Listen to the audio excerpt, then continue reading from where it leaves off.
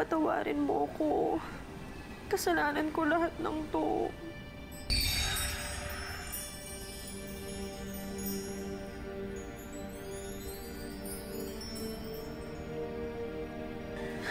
Ako, totoo nga.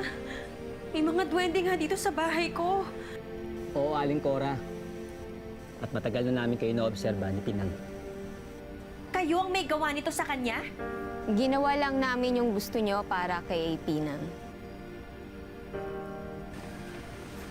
Inaamin ko may mga pagkukulang din ako.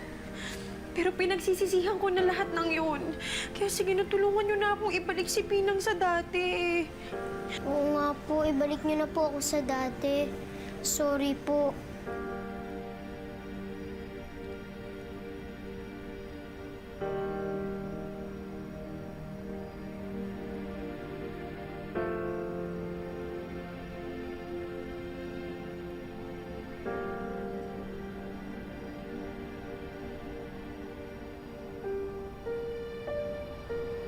Pinang? Pinang! Saan pa yun? Pinang? Nay! Pinang! Ako, Pinang! Ako, salamat naman, anak. Wala na pong sumpa, Nay.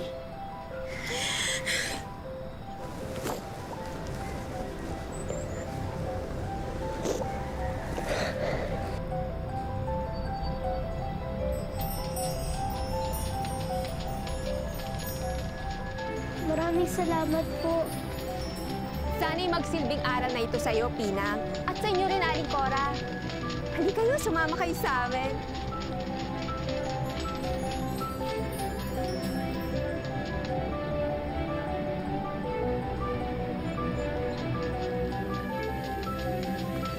Saan niyo ba kami dadalhin?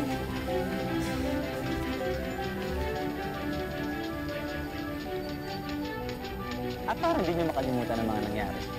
Yan, kita nyo yung mga prutas na nakailera na yan? Iiwan namin yan habang buhay. Para hindi nyo na rin makalimutan yung mga aral na tinuro namin. Dami, oh!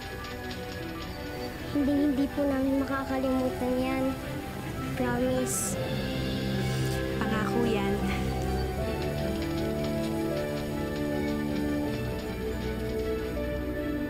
Mula noon, tatawagin ang kakaibang prutas.